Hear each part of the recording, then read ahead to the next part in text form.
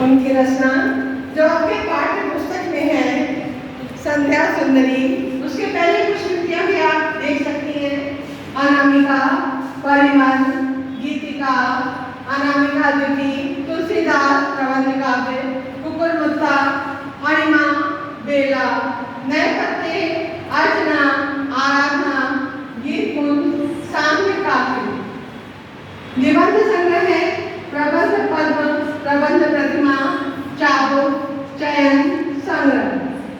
संस्करण अर्थात कथात्मक रेखाचित्र कुल्ली भाट, बिल्लेसुर बकरीहा।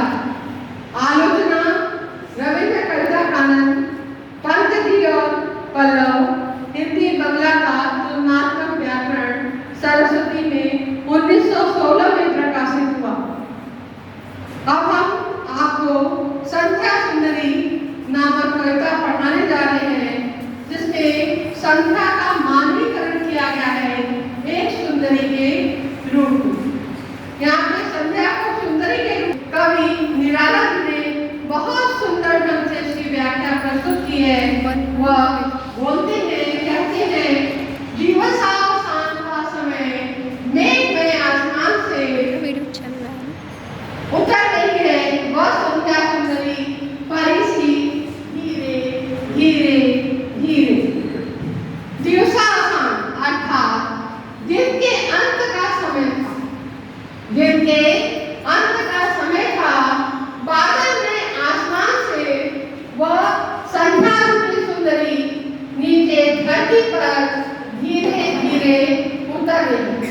अर्थात भाव यह है कि संध्या जिस प्रकार की एक सुंदरी सायंकाल के समय शिथिल अवस्था में धीरे धीरे अपने कदमों को बढ़ाते हुए आगे चलती है, वैसे ही संध्या की सुंदरी भी मेघ में आसमान से बादलों से आच्छादित आसमान से चुपचाप धीरे धीरे नीचे उतर रही। बच्चों, यहाँ चुपचाप का तात्पर्य है कि दिन भर जो परिश्रम हम करते हैं, हम थकान से बोझिल हो जाते हैं। इसलिए सायंकाल के समय हमारे पैर उतने गतिमान नहीं होते जितने गतिमान वह दिन भर रहते हैं। और चूंकि संध्या का मानवीकरण किया गया है, इसलिए संध्या को सुंदरी के रूप में रूपांकित करते हुए कवि कहते हैं कि वह संध्या सुंदरी धीरे धीरे नीचे आसमान से धरती पर उतर रही है। तिमिरांचल में चंचलता का नई नई आभास। तिमिर धन अंचल अर्थात उसके अंधकार रूपी आंचल में कहीं कोई भी आभास नहीं है।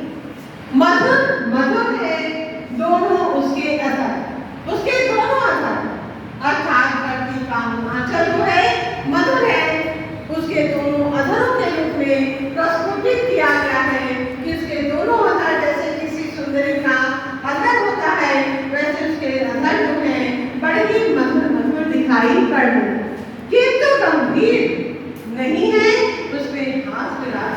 किंतु उसमें गंभीरता है, कोई हास और विलास नहीं है। जैसा वातावरण होता है प्राकृतिक, वैसा ही उसके ऊपर आरोप होता है। सायंकाल में शांत और गंभीर वातावरण है, इसलिए कवि की कोटि की कल्पना है कि उसके अधर में मुस्कान तो है, मधुरता तो है, हास विलास है, लेकिन उसमें गंभीरता है, चंचलता का कहीं कोई आभास नहीं है। हंसता है तो केवल तारा एक, गुथा हुआ उन घुंघराले काले काले बालों से हृदय राज्य की रानी का करता है अभिषेक।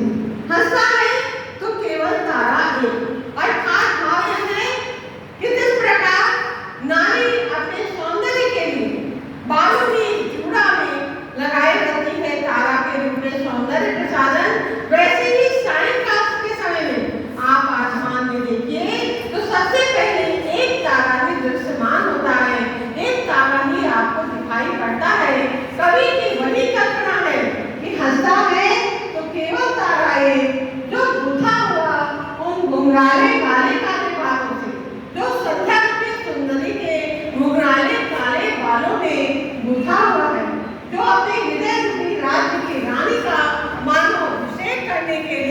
वहां पर सजा हुआ है।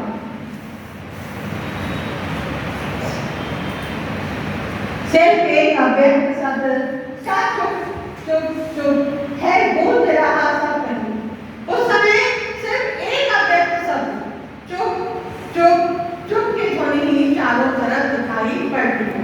सायंकाल के वातावरण से आप इसको जोड़िए तो सायंकाल केवल चुप चुप चुप की मौन ध्वनि ही हमें सुनाई पड़ती है गूंज रहा सब कहीं। अब ये चुप की ध्वनि कहाँ कहाँ गूंज रही है उसका विशेषण के द्वारा वर्णन, जैसे व्योम मंडल में जगती तल में वह चुप की ध्वनि कहाँ है बेटा? संध्या तो हर जगह व्याप्त है। वह संध्या धरती से लेकर आकाश तक हर जगह प्रकृति में भी विद्यमान है। उसी का विराट जी ने वर्णन किया है कि व्योम मंडल में आकाश में वो चुप की ध्वनि है, जगती तल में अर्थात पृथ्वी तल में वह ध्वनि है। सोती शांत सरोवर पर उस अमल कमलिनी तल पर सोई हुई शांत सरोवर में जो नदी है अर्थात जो सरोवर है उसके अमल कमलिनी दल में अर्थात शांत कमलिनी के पत्तों में भी वही ध्वनि चुपकी दिखाई पड़ती है। सौंदर्य गरिता पूरा विशेषण है नदी का। सौंदर्य गरिता सरिता के अति विस्तृत वक्षस्थल में सौंदर्य से गर्व करती हुई नदी का वह विस्तृत वक्षस्थल अर्थात भाव यह है नदी का वह चौड़ा किनारा जो एक छोर से लेकर दूसरे छोर तक रहता है उसके वक्षस्थल पर भी वह मौन की ध्वनि वह चुप की ध्वनि दिखाई पड़ती है। धीर धीर गंभीर शिखर पर हिमगिरी अटल अचल पूरा विशेषण हिमाचल का है, हिमालय का है। धैर्यवान वीरवान गंभीर हिमालय की अटल अचल चोटी पर सारा विशेषण अटल है अचल है और साथ ही धीर धीर गंभीर है। हिमालय की चोटी पर भी वही चुप चुप की ध्वनि चारों ओर व्याप्त होती है।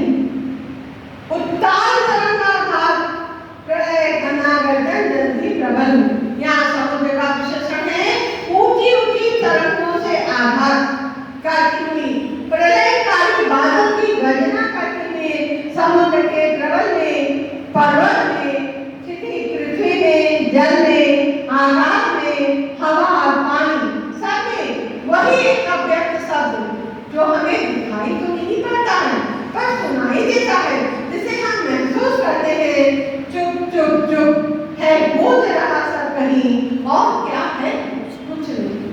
सब जगह वही अव्यक्त चुप चुप की ध्वनि गूंज रही है जो सब जगह महसूस होती है सुनाई देती है लेकिन वो व्यक्त नहीं होती।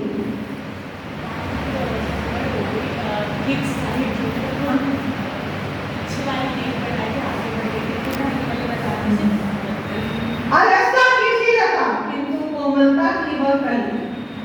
पहले ही संध्या को नायिका के रूप में चित्रांकित किया गया है तो कैसी लता है वह?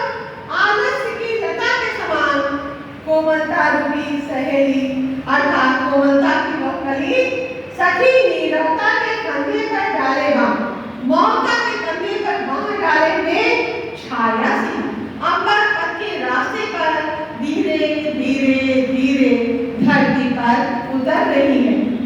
नहीं बचती उसके हाथ में कोई वीणा, उसके हाथ में कोई वीणा नहीं है अर्थात भाव यह है कि उसके हाथ में कोई वीणा नहीं है लेकिन फिर भी ऐसा लगता है कोई मधुर संगीत बज रहा है।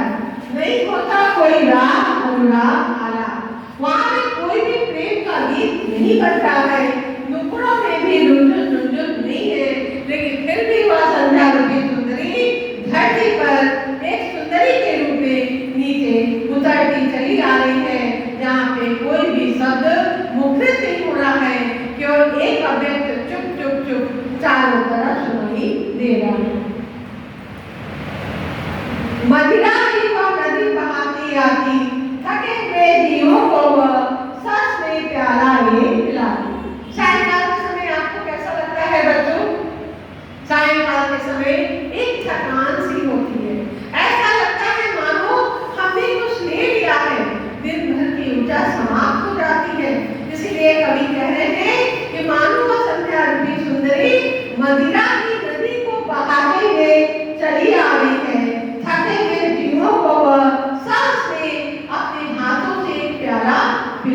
पीढ़ी आगे बढ़ रही है। फिर उन्हें अब यहाँ पे संध्या का एक माँ के रूप में वर्णन किया गया है। जैसे एक माँ अपने बच्चे को अपने अंग में भरकर प्यार से सस से थपकी लगाते हुए गोद में सुलाया करती है, वैसे यहाँ पे संध्या एक माँ के रूप में अपने बच्चों को अपने गोद में लेकर सुला देती है और फिर उन्हें अगणित असंख्य मीठे मीठे सपने दिखाया करती है। अर्थात भाव है कि दिन भर जो कुछ भी हम अपने जीवन में सोचते हैं, देखते हैं, जिसका वर्णन करते हैं, वह हमें रात्रि के अथवा सायंकाल में या रात्रि में जब हम सोते हैं निश्चित होकर तो मीठे सपनों के रूप में, जिन्हें हम नहीं कर पाए मीठे सपनों के रूप में आते हैं, उन्हें सपने के रूप में हम देखा करते हैं। अर्धरात्रि की निश्चलता में हो जाती जब भी कवि का बढ़ जाता अनुराग। अर्धरात्रि की निश्चलता में जैसे जैसे संध्या आगे बढ़ती है, रात्रि का आगमन होता है, आधी रात में जब हम अपने निश्चलता में अर्थात शांत होकर लीन हो जाते हैं, निद्रा के आगोश में सो जाते हैं, तब कवि का प्रेम बढ़ जाता है और अपने विरह व्याकुल सुंदर कंठ से उसके मुंह से अपने आप बिहार नामक गीत गा पड़ता है। अर्थात पूरी व्याख्या उसने करी है। बिहार संगीत की एक रागिनी है, जो संगीत जानते हैं उन्हें पता होगा। बिहार नामक जो गीत है, जो राग है, रात के तृतीय प्रहर में गाया जाता है। तो तृतीय प्रहर में जब हम नींद के आगोश में समाये से रहते हैं, तो ऐसे में कवि का अनुराग भी बढ़ जाता है और कवि प्रेम पूर्वक बिहार की अर्थात रात्रि के तृतीय प्रहर का गीत गाने लगता है। यहाँ पर कवि निराला जी ने बहुत ही सुंदर ढंग से छायावादी शैली में संध्या सुंदरी का वर्णन किया। संध्या का मानवीकरण कर दिया गया है, जिसमें मानवीकरण अलंकार है, रूपक अलंकार है, अनुप्रास अलंकार है और साथ ही यहाँ पे साहित्यिक खड़ी बोली है। कहीं कहीं तत्सम शब्दावली है, जैसे तिमिरांचल है, तिमिर धनंजल, संधि विच्छेद के भी कुछ शब्द हैं जो आप देख सकते हैं। और इस प्रकार संध्या सुंदरी का बड़ा ही मोहक और सुंदर चित्ताकर्षण अर्थात आकर्षित करने वाली कविता को प्रस्तुत किया गया है। नमस्कार बच्चों।